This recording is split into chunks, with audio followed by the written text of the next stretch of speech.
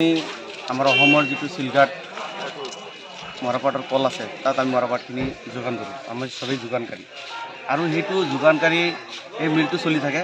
আমি বেপাৰীবিলাকেও চলি থাকোঁ আৰু খেতিয়কবিলাকে পাট বিক্ৰী কৰি সিহঁতেও উপকৃত হয়।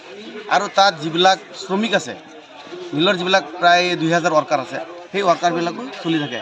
এইটো আমাৰ গৌৰৱ। এইটো এটা মুদ্ৰাত ইপিটি আৰু হিপিটি, ইহঁতৰ চবেই লগত ইফালে সিফালে জড়িত হৈ আছে। আমিতো সেই পাটখিনি আমি দি পেলাই চিলঘাটৰ যিটো মৰাপাট কলৰ গোডাউন আছিলে, গোডাউনটো আমি পুৰি ভৰ্তি কৰাই দিছোঁ। আৰু আপোনাৰ এই বালিদুৱাৰ বুলি এটা জেগা আছে চিলঘাটৰ, তাতো এটা গোডাউন আছে, সেই গোডাউনটো আমি ভৰাই দিছোঁ। ভৰাই দিয়াৰ পিছত মিলৰ যিমান পাট লাগে আমি ভৰাই দিলোঁ। প্ৰায় 3-4 মাহৰ কাৰণে সিহঁতৰ পৰ্যাপ্ত মানে কেঁচামাল হৈ গ'ল মিলটো চলাবৰ কাৰণে। আমি দিলোঁ, আমাৰ পৰাতো বাকী লৈ গ'ল, আমাক পে'মেণ্ট কৰিব, মৰাপাট বিক্ৰী কৰি আমাক পইচাটো দিয়ে। মৰাপাটটো বিক্ৰী কৰি অলপ চলপ কাৰোবাক দিছে, অলপ ধৰক 10%, 20% এনেকৈ দিছে। দিয়াৰ পিছততো আৰু বহুত টকা থাকি গ'ল। টকাটো থাকি যোৱাৰ পিছত আজি দিব, কালি দিব, পৰহি দিব, আমি ঘূৰি আছোঁ।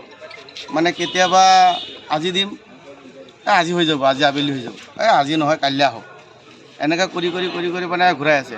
কিমানজন বেপাৰী মোটামুটি 50 জনৰ ওপৰতো হ'ব পাৰে, 50 জন মিনিমাম ধৰি লওক। মিলটো চলি থাকিব লাগে। আমি যে এতিয়া পাট দিম, আমাৰ হাতত পৰ্যাপ্ত ধন নাই। আমাৰ কৃষকৰ যিখিনি মৰাপাট হয় তাৰ পৰা মৰাপাটখিনি কিনি আমি চিলঘাট জুট মিলত দিওঁ।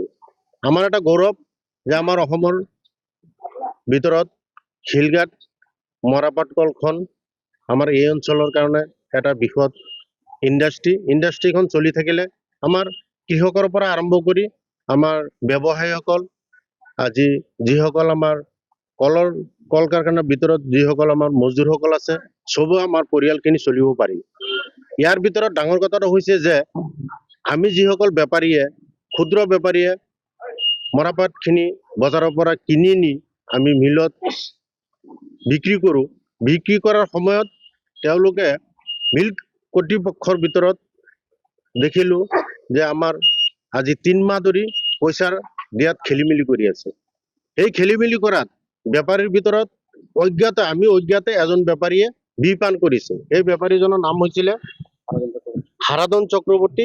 পিছত আমি যেনেকে গম পালো যে তেওঁ পইচা নোপোৱাত বিপান কৰিছে, তেওঁক বৰ্তমান টাইম হস্পিটেলত চিকিৎসাধীন হৈ আছে।